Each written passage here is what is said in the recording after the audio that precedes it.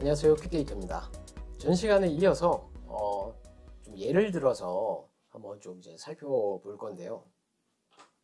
이 타당도 분석의 대표적 방법은 요인 분석이 있습니다. 그래서 탐색적 요인 분석 EFA, 그 다음에 확인적 요인 분석 CFA 이렇게 약자로 얘기하는데요. 측정한 여러 문항을 공통 요인으로 묶어서 동일한 구성 개념을 측정하고 있는지를 확인하는 겁니다. 이 탐색적 요인 분석은 그 EFA, 그러니까 Exploratory Factor Analysis의 이론 생성 과정을 얘기하는 거예요. 그러니까 새로운 개념의 문항을 선정하고 하위 요인으로 만드는 과정으로 새로운 척도를 개발할 때 주로 사용한다. 새로운 척도를 개발할 때 주로 사용하는 게 좀 중요한데요. 이 청소년의 어떤 사회적 지지를 측정하려고 할 때 친구 지지, 가족 지지, 교사 지지 이렇게 하위 변수로 질문을 구성한다고 했다면 이 문항들이 각 요인별로, 그러니까 친구 지지, 가족 지지, 교사 지지 이런 식으로 문항끼리 그룹화가 되는지 확인할 때 이제 사용됩니다. 그리고 관측 변수와 잠재 변수 관계가 이론적인 체계화, 논리적 정립이 필요할 때 탐색적 요인 분석을 좀 많이 사용하고요. 그리고 차원 축소 개념으로 상관성이 높은 항목을 그룹화해서 변수의 하위 요인을 구성할 때 사용하는 겁니다.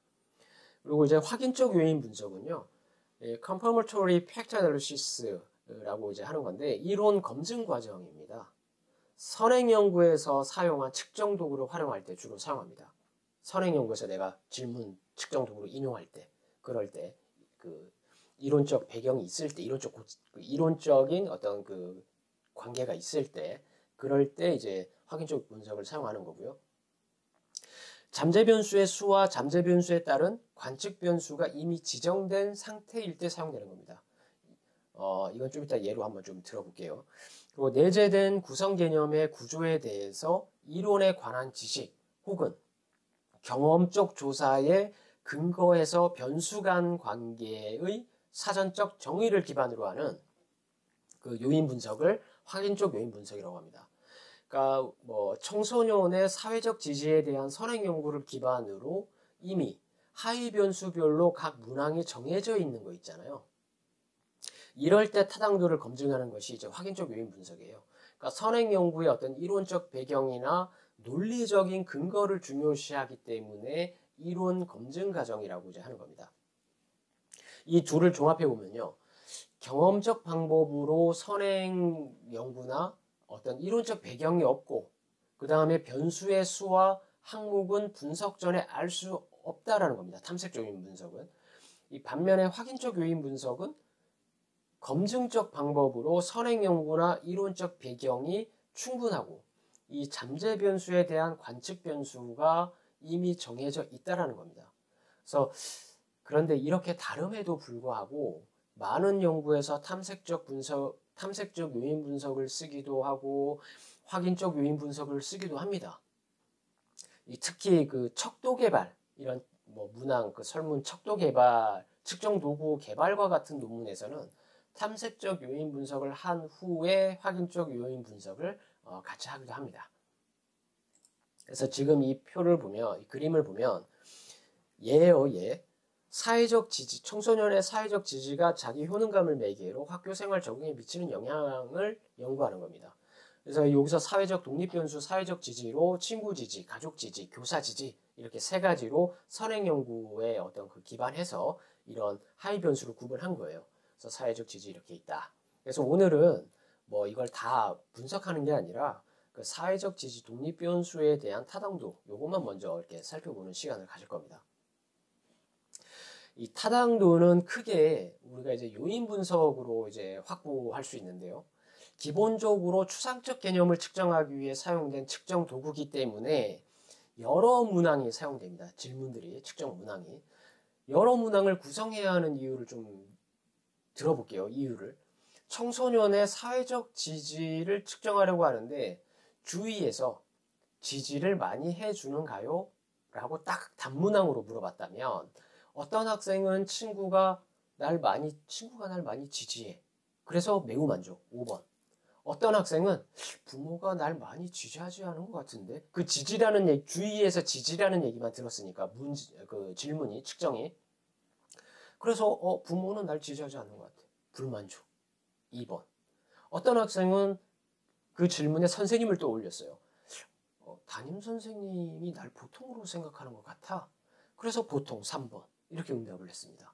그럼 당연히 타당도가 전혀 없다고 해야 하는 거죠. 서로 다른 생각을 하는 거잖아요. 그래서 한 개의 문항으로 심리적 변수인 추상적 개념을 측정하면 안 된다라는 겁니다. 그래서 여러 문항을 조금 사용해야 된다라는 겁니다. 그런 거 뭐 귀하의 성별은 이거는 뭐 당연히 단문항이 가능한 거고요. 추상적 개념으로 우리가 측정을 할 때. 자, 이제 그 사회적 지지 독립 변수에 이제 이렇게 하는 거예요. 사회 논문 연구에서 사회적 지지의 개념의 정의, 개념적 정의 이렇게 하는 거죠. 개인이 다양한 자원을 제공받는 것으로서 개인의 기능을 강화하고 대인 관계를 향상시키는 사회적 행위 또는 태도이다. 라고 개념적 정의를 하는 거죠. 그러니까 선행 연구와 이론적 배경의 어떤 그 충분한 구차를 통해서 사회적 지지의 구성 개념으로 친구 지지, 가족 지지, 교사 지지가 있고 많은 연구에서 이 하위 변수들 측정 도구의 타당도가 검증된 항목이라는 것을 확인했다면 추상적 개념을 어떤 구체적 문항으로 정의하는 것이 개념적 정의가 이제 또 되는 거고, 여기서 조금 더 나아가서 그 조작적 정의라는 걸 해야 되거든요. 지금 여기서는 이렇게 하는 거죠. 예를 드는 거예요. 사회적 지지의 조작적 정의. 청소년의 대인간 지지 평가를 위해서 코원 앤 호버먼이 제작한 연구한 뭐 이런 식으로 할 수도 있고요. ISEL 그리고 램퍼스 웨가 PQ를 만들었는데 이 PQ의 척도를 번안해서 사회적 지지 척도를 이제 만들어서 사용한다. 그리고 본 연구에서는 청소년이 상호작용하는 관계들로부터 얻을 수 있는 모든 긍정적인 자원으로 사회적 지지를 정의한다. 그리고 이 지지 척도는 친구, 가족, 교사 이렇게 하위 영역으로 구성을 하는데 각 4문항씩 뭐 이렇게 네문항, 세문항, 네문항씩 이렇게 총 몇 문항이 구성되었다. 그리고 응답 방식은 5점 리커트 척도로 응답하게 되어 있다. 물론 이제 조금 더 추가 보완해야겠죠. 그래서 이런 식으로 만드는 것이 조작적 정의입니다. 그래서 질문을 보면 친구 지지에는 이렇게 4가지의 질문, 가족 지지는 뭐 이렇게 3가지의 질문, 교사 지지는 뭐 4가지의 질문, 뭐 이렇게 이제 만들어지는 거죠. 자, 그렇게 해서 이제 조작적 정의를 이제 하는데 그 조작적 정의 누가 만들고 누구의 선행 연구에서 사용된 측정 문항을 이용했으며 어떤 문항으로 최종 선정했고 내 연구에서는 청소년의 사회적 지지를 어떻게 정의 내렸고 어떤 방식으로 측정하겠다라고 기술해 주는 것이 조작적 정의가 되는 겁니다. 자, 이제 집중 타당도를 이제 보는데 집중 타당도는 뭡니까? 그 처음에 전 시간에 얘기했던 개념 타당도에 해당되는 건데 개념 타당도에는 뭐가 있다고요? 집중 타당도, 판별 타당도, 법칙 타당도가 있는데 그 중에서 가장 많이 요인 분석을 통해서 쓰는 것이 집중 타당도와 판별 타당도 이 2가지를 가장 많이 씁니다. 그래서 집중 타당도는 다른 말로 또 수렴 타당도라고도 이제 얘기를 한다고 말씀을 드렸어요. 이거는 같은 개념을 측정하는 여러 개의 척도가 얼마나 일치하는가 이걸 묻는 겁니다. 이걸 이제 분석하는 거예요. 그래서 같은 개념의 측정이 있어서 응답자들도 측정 내용을 동일하게 인식을 하고 있는가를 알아봐야 되는 거고요. 같은 개념을 측정한 문항 간 응답의 상관이 높을 때 즉 집중 타당도가 있다고 하는 겁니다.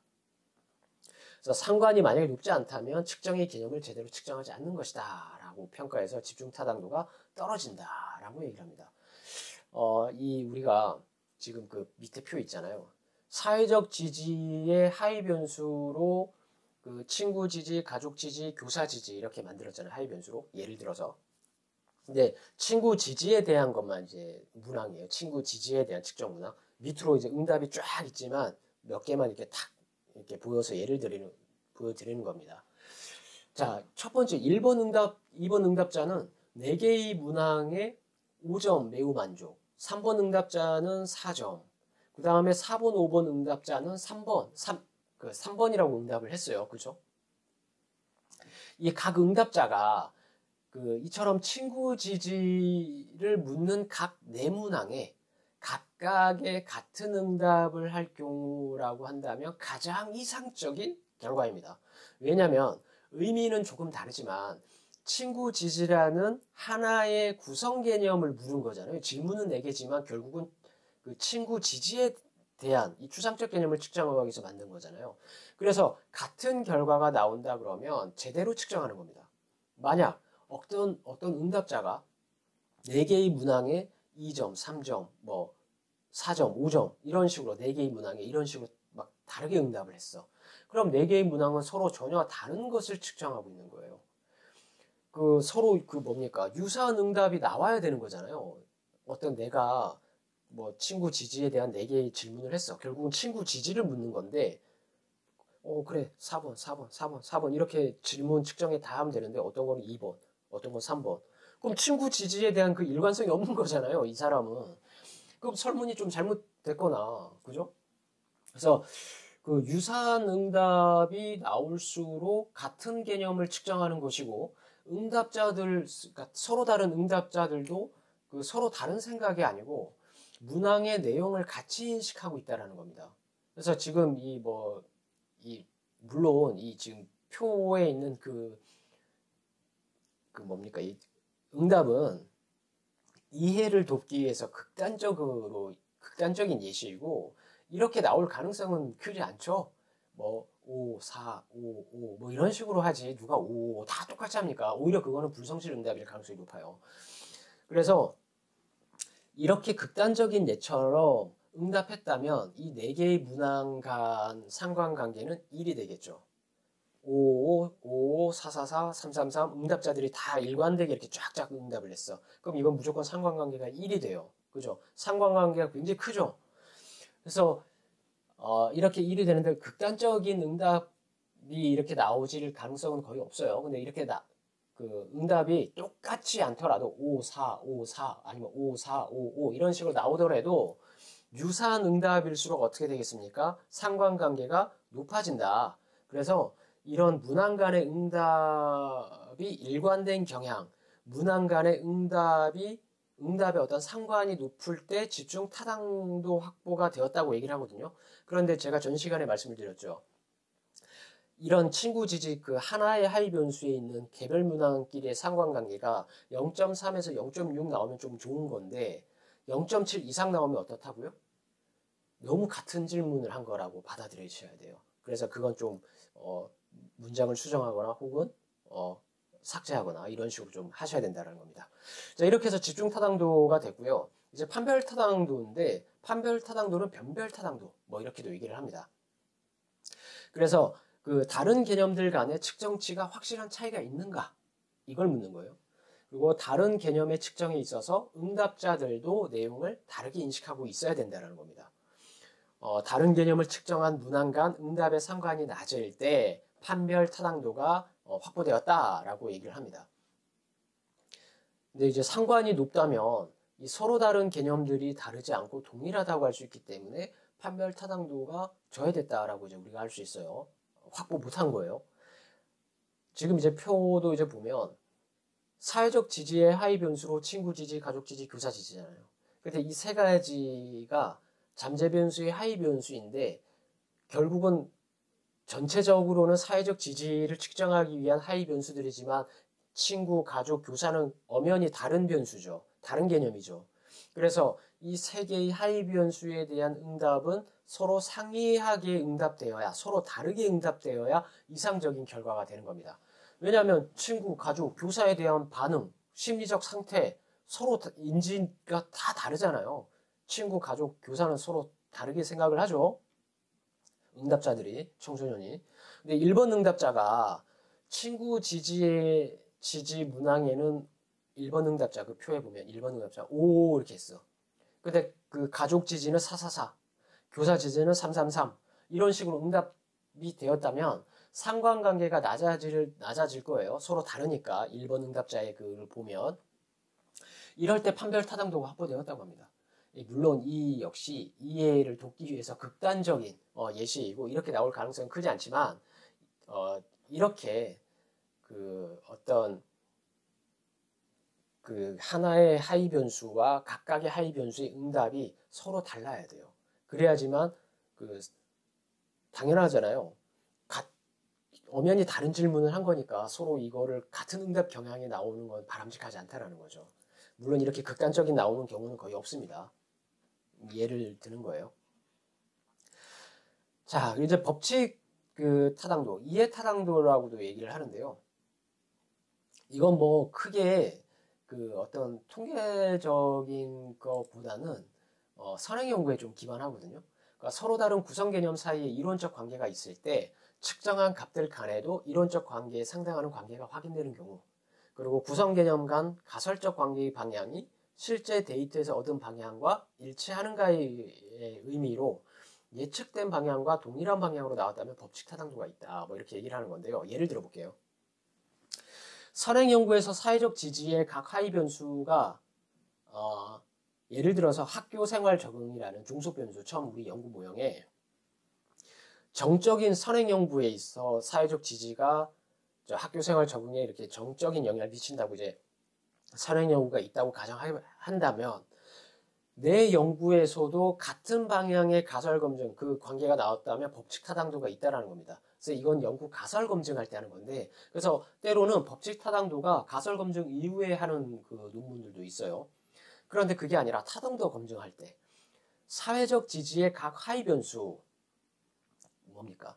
친구 지지, 가족 지지, 교사 지지, 이 하위 변수와 뭐 학교 생활 적응 혹은 이 세 개의 그냥 중속 변수 필요 없이 이 세 개의 그 사회적 지지 하위 변수 이 세 개의 상관관계가 뭐 정적으로 유의하다가 나왔다. 그런데 선행 연구에도 그런 결과가 있어요. 그 정에 유의한 상관관계가 있다고. 그 내 연구도 그래. 그러면 이거는 뭐냐면 실제 상관관계가 정적이라고 나왔을 때 선행 연구랑 같이 그 유사하게 나왔다면 법칙 타당성이 있다. 이렇게 얘기를 하는 겁니다. 그래서 그렇게 논문을 보면 집중 타당도와 판별 타당도를 이제 많이 기술을 하지 법칙 타당도까지는 기술을 이제 좀 많이 안 하기는 하는 것 같아요. 자, 그래서 이제 이걸 딱 이제 그 탐색적 요인 분석과 확인적 요인 분석을 딱 한 거예요. 이 사회적 지지만 독립 변수만 분석한 요인 분석한 결과잖아요. 탐색적 요인 분석을 딱 보면 1번 요인에 교사 지지 2, 3, 4, 1번 항목이 질문 측정 문항이 묶였고 2번에는 가족 지지 2, 1, 3번이 이렇게 묶였고 3번은 1, 2, 4 친구 지지 1, 2, 3, 4가 이렇게 묶였네요. 그죠? 잘 묶였네요. 그런데 그 사실상 이거는 이제 탐색적 요인 분석에 적합하지 않아요. 왜냐하면 선행 연구 기반에서 하위 변수 그 교사 지지, 가족 지지, 친구 지지 이렇게 하위 변수를 구성을 했기 때문에 이건 사실상 선행 연구에 기반했기 때문에 이론적 관계가 있는 거기 때문에 확인적 요인 분석을 해야 되는 게 맞는데 보통 이제 탐색적으로도 많이 하거든요. 그런데서 탐색적 요인 분석을 했을 때 이제 이런 결과가 나온 거예요. 그래서 탐색적 요인 분석으로 한 거를 가지고 그냥 본다면 그 음영 처리되어 있는 거 있잖아요. 뭐 보라색, 그 핑크색, 노란색 이렇게 음영 처리된 걸 보면 이 각 문항의 응답 간 상관 정도를 나타내는 그 의미하는 요인 적재량 값이에요. 그 수치들이 뭐 0.845, 0.845 이런 거 있잖아요. 그리고 이 요인 적재량 값이 모두 0.5 이상이고 음영 처리가 안 된 그 교사지 2번을 먼저 볼게요. 0.845는 음영 처리돼 있죠. 근데 2번 요인, 3번 요인을 보면 0.16이 0.145 뭐 이런 식으로 돼 있잖아요. 이런 것들을 보면 상관이 낮죠. 요인 적재량 값이 낮아요. 그래서 0.3 이하로 이렇게 나오고 이래서 이럴 때 이제 조금 그 타당도가 있다 뭐 이렇게도 얘기를 하거든요. 그래서 이제 집중 타당도와 뭐 판별 타당도가 확보되었다. 집중 타당도는 음영 처리된 상관관계가 높고 그 옆으로 음영 처리 안 된 것들을 보면 그 상관관계가 낮기 때문에 집중 타당도와 판별 타당도가 확보되었다 이렇게도 얘기를 합니다. 근데 사실 탐색적 요인 분석으로 이렇게 하는 건 바람직하지 않고요. 그리고 이제 기존 선행 연구에서 아까 이제 상관관계가 뭐 정적으로 나왔다. 근데 이 연구에서도 상관관계 분석을 했더니 정적으로 나왔어. 그럼 이제 법칙 타당도도 확보한 거고요. 그 옆에 이제 확인적 요인 분석으로 이제 그 하는 게 맞는데, 탐색적 요인 분석과 확인적 요인 분석은 결과값이 많이 틀리게 나올 때가 많아요. 거의 틀려요. 탐색적은 각 변수를 투입해서 그룹화되는 것을 파악하는 거고요. 확인적 요인 분석은 각 변수를 일일이 내가 지정해 주는 거예요. 그 관측 변수들을. 그래서 두 분석에서 모두 그 타당도를 저해하는 그런 질문 문항들은 이제 제거를 고려하고 그 버린 상태에서 남은 것들을 가지고 가설 검증을 이제 하거든요. 그래서 이제 물론 이 탐색적, 확인적 두 요인 분석 모두 그 분석 후에 여러 가지 지표를 보고 타당도를 판단하는데요. 이 탐색적 요인 분석과 확인적 요인 분석은요, 이제 분석 방법, 그리고 분석에 대한 뭐 이제 여러 가지 막 또 지표들이 있어요. 그 타당도를 보는. 그래서 탐색적 요인 분석과 확인적 요인 분석을 각각 다시 강의하는 시간을 갖도록 하겠습니다. 네, 다음 시간에 또 뵙도록 하겠습니다. 감사합니다.